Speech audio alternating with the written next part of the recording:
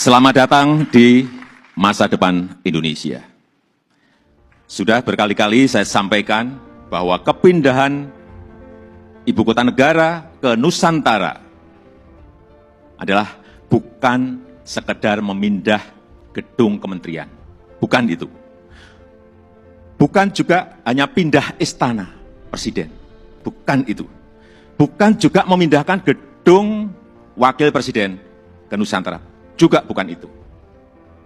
Bukan itu. Bukan fisiknya yang ingin kita pindahkan. Tetapi yang ingin kita bangun adalah budaya kerja baru, mindset baru, dan IKN sebagai basis ekonomi baru. Indonesia sebagai negara besar harus berani melangkah, harus berani memiliki agenda besar, berani punya agenda besar. Dan ini untuk kemajuan negara kita, untuk kemajuan bangsa. Dan jika kita tidak berani transformasi dari sekarang sampai kapanpun, kita akan sulit jadi negara maju. Dan untuk keberlanjutan IKN Nusantara, ini juga sudah sering saya sampaikan. Bapak Ibu, sekali lagi, tidak perlu ragu, tidak perlu bimbang. Karena apa? Payung hukumnya itu sudah jelas. Payung hukumnya sudah jelas, yaitu Undang-Undang Nomor 3 Tahun 2022. Dan itu, ini juga kita harus tahu semuanya, itu sudah disetujui 93% dari fraksi-fraksi yang ada di DPR. Loh, kurang apa lagi? Kalau ada yang masih belum yakin, kurang apa lagi?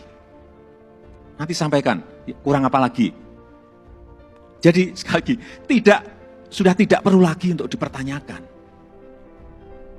Ini ada Ketua MPR ada di sini, Pak Bambang Susatyo juga. Kembali lagi, kita ingin menghadirkan pembangunan yang Indonesia sentris, bukan Jawa sentris. Karena Indonesia ini bukan hanya Pulau Jawa. Indonesia ini memiliki 17.000 pulau, 514 kabupaten dan kota, 34 provinsi, yang terbentang dari Sabang sampai Merauke, dari Miangas sampai Pulau Rote. Dan ada tapinya, tapi saat ini 58% dari PDB ekonomi kita, dari ekonomi kita terpusat di Pulau Jawa, 58%. Kemudian populasi 56% atau sekitar 149 juta penduduk kita ada di Pulau Jawa, bermukim di Pulau Jawa. Betapa Pulau Jawa ini sangat terbebani dengan jumlah yang sangat besar itu. Itulah kenapa sering saya sampaikan, Indonesia perlu keadilan ekonomi. Sekali lagi ada 17.000 pulau, bukan hanya satu pulau. Perlu kesetaraan pembangunan, perlu pemerataan pembangunan. Ini yang ingin kita hadirkan, yaitu dengan membangun ibu kota Nusantara.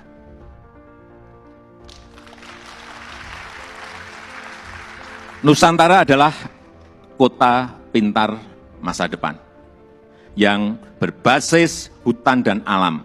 Belum ada di dunia, belum ada. Tolong dicarikan, belum ada. Ini yang membedakan, ini yang nanti menjadi diferensiasi ibu kota kita dengan ibu kota negara-negara lain. 70% areanya nanti adalah area hijau. Lahan yang digunakan untuk membangun IKN, ini awalnya adalah hutan produksi. Jangan ada yang keliru bahwa ini hutan alam, bukan. Hutan produksi. Monokultur, artinya di situ hanya ada satu jenis pohon. Dan saya tahu betul pohonnya itu apa. Pohon eukaliptus yang dipakai untuk pulp. Dan ditebang setiap 6-7 tahun. Jangan ada nanti isu merusak hutan. Itu hutan produksi yang setiap 6 tahun, 7 tahun ya ditebang. Ini yang kita ingin kembalikan, justru nantinya ingin kembali jadi hutan heterogen. dengan pohon asli dan endemik dari Kalimantan. Sehingga kita harapkan nanti menjadi hutan hujan tropis lagi, tropical rainforest lagi di Kalimantan. Untuk itu, yang kita siapkan pertama kali di sana adalah pusat persemaian yang sudah mulai kita bangun di bulan Juni 2022. Luas lahan persemaian ada kurang lebih 16 hektar dengan embung 7 hektar. Kita harapkan selesai nanti di awal tahun 2022. Yang kapasitas bibitnya setiap tahun bisa menghasilkan kira-kira 15 juta bibit per tahun. Ini yang akan kita pakai untuk menghijaukan Kalimantan. Supaya Bapak Ibu ingat saya dari kehutanan.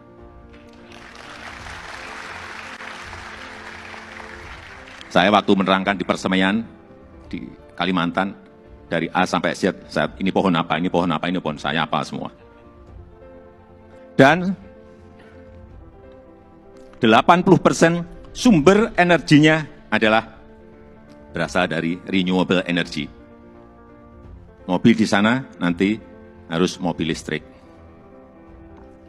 Kemudian 80% transportasinya adalah transportasi umum. Autonomous vehicle, tanpa awak dan tanpa sopir. Jadi yang kita hargai di sana adalah pejalan kaki. Yang kita hargai di sana adalah orang yang senang naik sepeda. 10 minutes city. Jarak tempuh kemana-mana itu ada dalam 10 menit. Sekali lagi, inilah showcase transformasi Indonesia.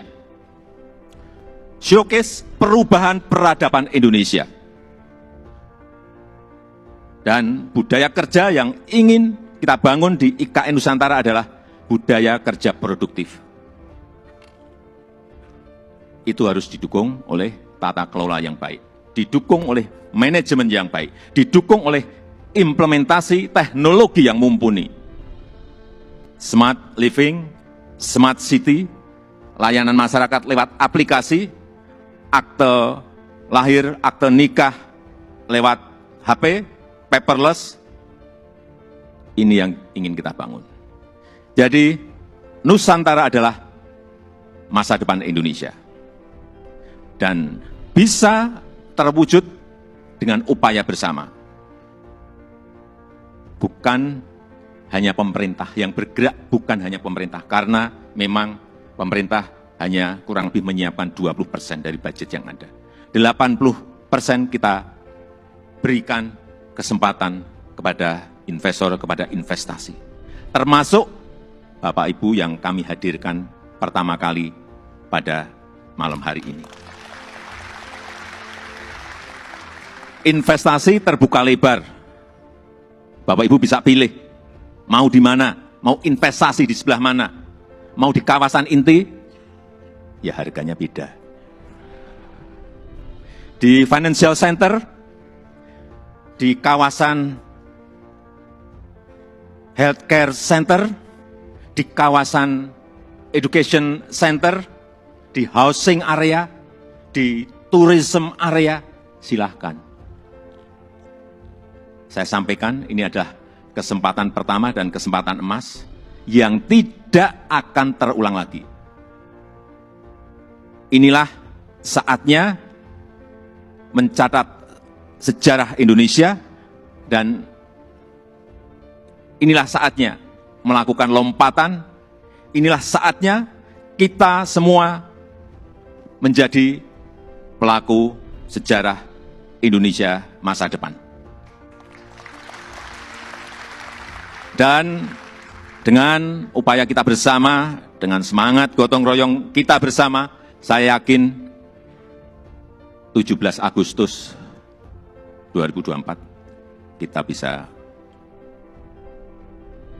merayakan bersama-sama di Nusantara. Terima kasih. Wassalamualaikum warahmatullahi wabarakatuh.